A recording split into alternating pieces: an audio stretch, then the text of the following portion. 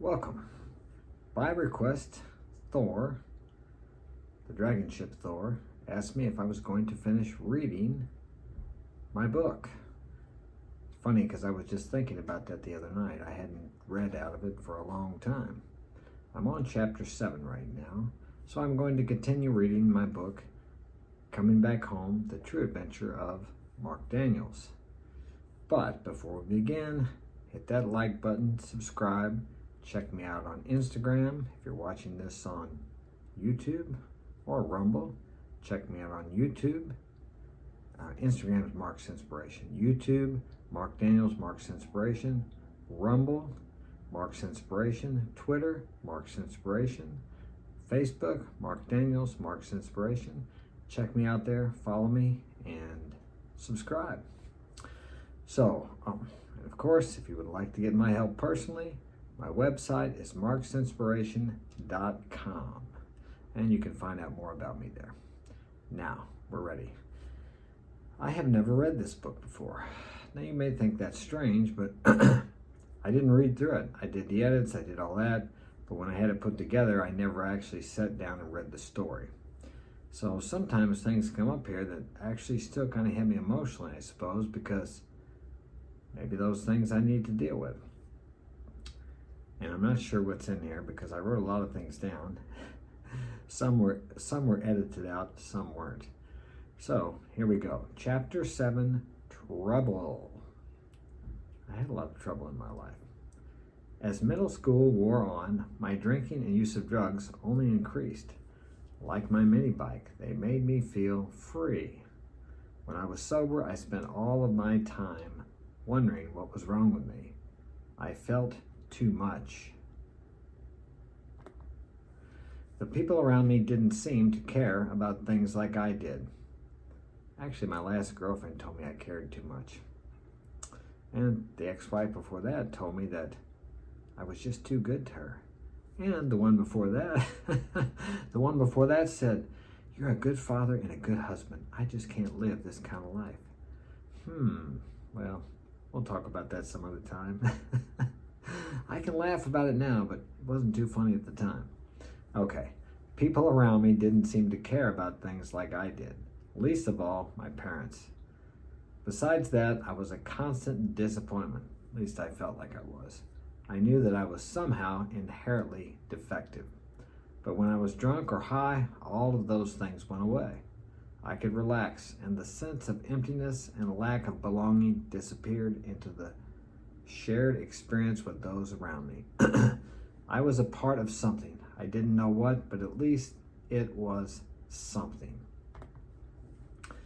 When I was in 8th grade, I decided I was going to sneak some alcohol into the 8th grade graduation ceremony. I still remember that. I had found some bottles at an antique store, the kind made for bootlegging. They were thin, so you could carry them hidden on your person. My great-grandparents were actually bootleggers and had gone to jail for it during Prohibition. They had hidden some bottles in post holes, and somehow the police found them. I guess I thought I was just carrying on the family tradition. I filled the bottles with Mogan David wine and carried them in a special pocket I'd sewn into my jacket. I thought I was pretty cool. I didn't even get drunk that night, but I passed the bottle between all my friends, and I was the star of the ceremony in our little group. Once again, alcohol had made me feel important. That night, I put the bottle under the mattress, and to my horror, yeah, I remember that too, it leaked. The stain looked like a murder scene. I did my best to clean it up, but there isn't much you can do to remove red wine from a light-colored mattress. I waited and waited for my punishment, but my mom never said anything. I knew. She had changed my sheets several times since the night of the graduation ceremony. After a while, my worries went away. I came to believe that her not saying anything was some type of code of silence adhered to in an alcoholic family. To acknowledge that her young son was an alcoholic was to recognize it about herself and her husband as well. It was less painful to say nothing. But regarding the pot I grew in my backyard later the same year, they didn't get very big, but I was proud of them. My parents were not. Not long after the graduation ceremony and my failed mattressing of wine, my brothers and I were on a road trip when some other boys from their grade flagged us down. They had apparently searched for us down every back road, heading out of town until they found us because we had their girlfriends with us. My brother's Mustang, as you all remember, attracted many girls, single and otherwise. When they found us, we were already pretty drunk, as were their girlfriends. That didn't help matters. And these cuckolds were high on weed and mad as hell. I had never seen that amount of anger in another person's eyes, frothing and screaming at us like dogs whose yard we had wandered into. I thought at any moment they were going to pull out guns and start shooting us up. Needless to say, they didn't, but that experience left me terrified. I chalked their anger up to being high on weed and swore I would never use it. Funny how the universe seems to go out of its way to humble you sometimes.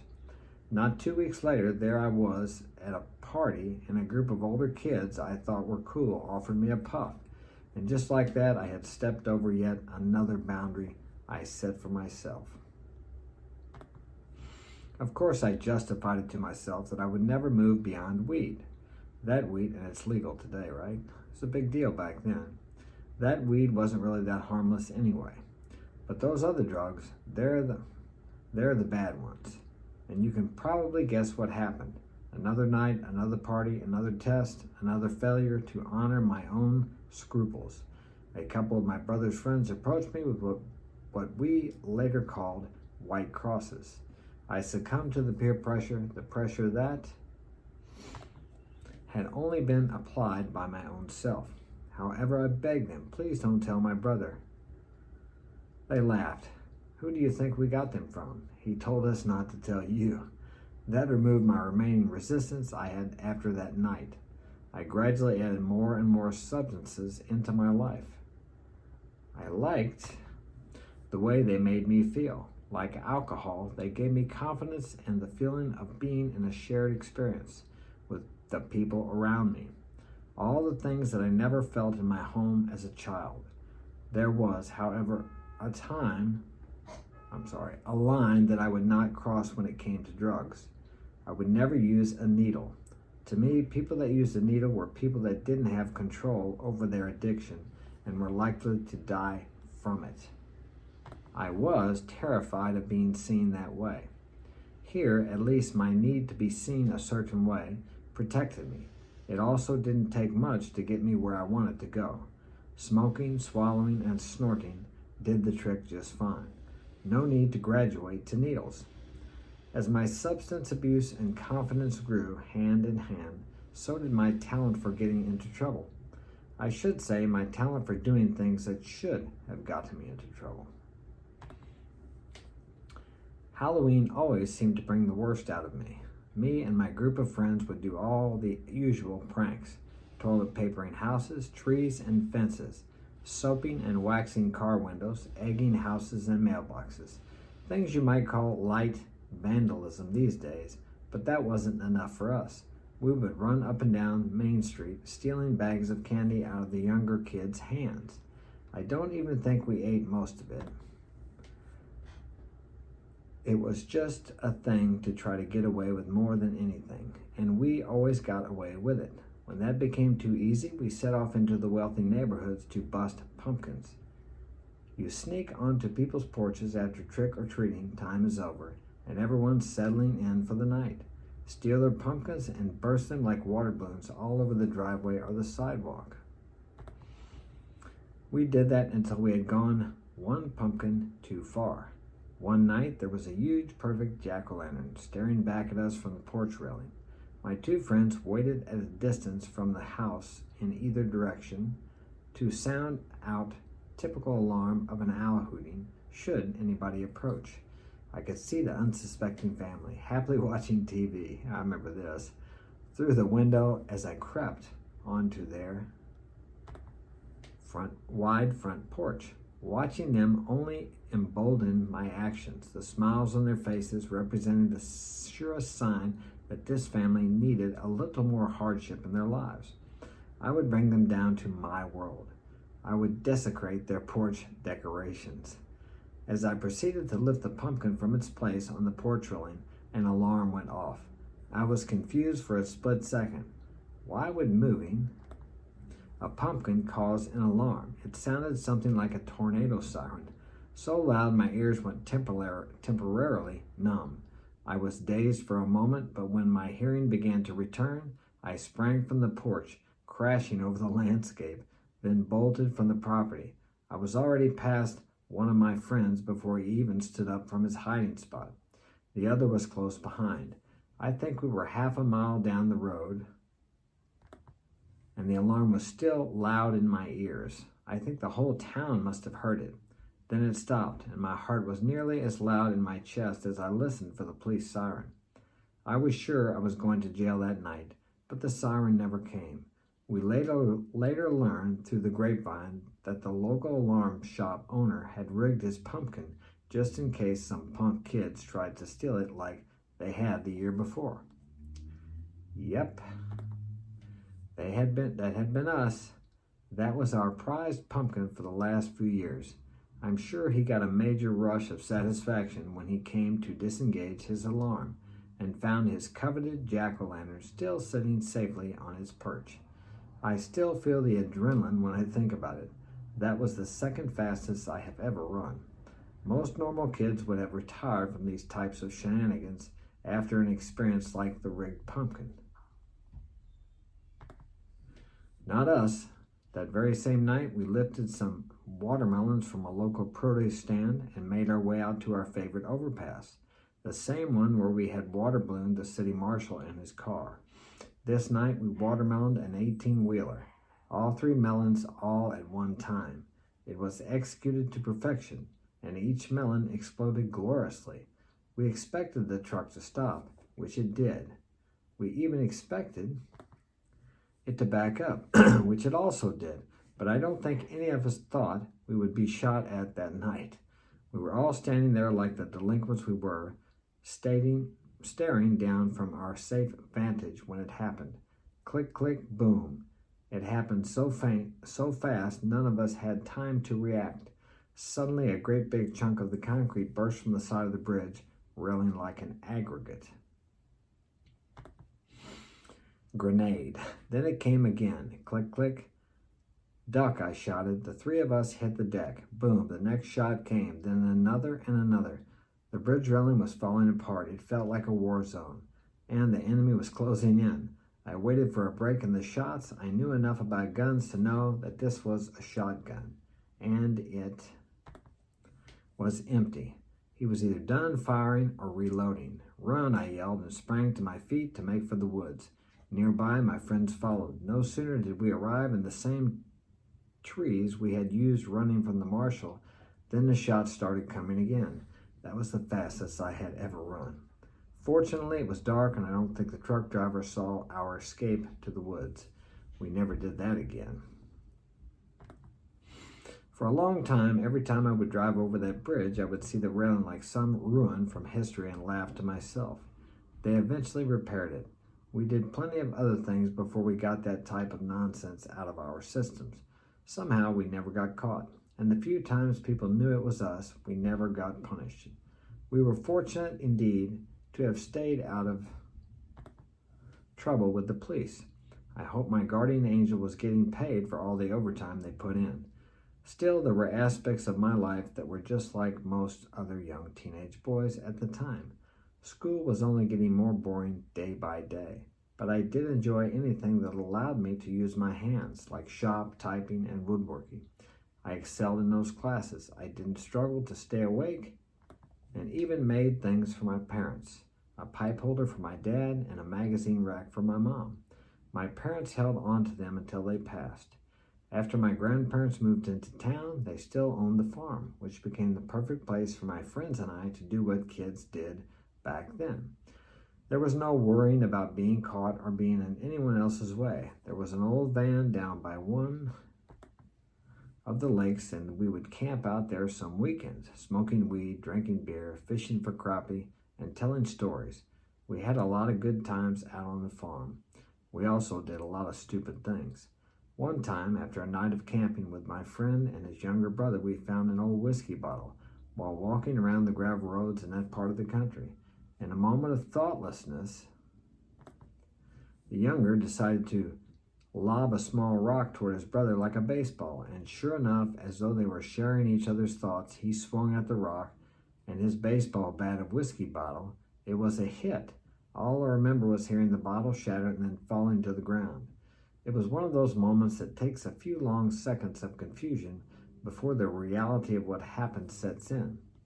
I felt like my leg had suddenly disappeared, and I just fell right over. A few frantic inhales later, the throbbing started. I lifted my pant leg to see a piece of glass had cut through my Achilles tendon. My friend had to run all the way to town to get help. A few stitches and a few weeks of downtime later, and I was walking again. We never played whiskey bottle baseball after that, but we had other ways of hurting ourselves. Two of our favorite games were stretch and chicken. We would stand facing each other and throw a pocket knife to the outside of the opposite player's foot. They would then have to stretch their foot to where the knife stuck in the ground. This would go back and forth, and whoever couldn't stretch anymore lost. There weren't too many injuries from stretch that I can remember, but chicken was another story. Same setup, two opponents facing each other. This time you would take turns throwing the knife between the other person's feet. If it stuck, they had to narrow their stance to the knife, and so on. I'm sure you can see where this leads. The game continues until someone gets stuck or chickens out. I still have scars from that game, but nothing serious. As I've related these stories to people over the years, I've had all the various reactions that you might expect.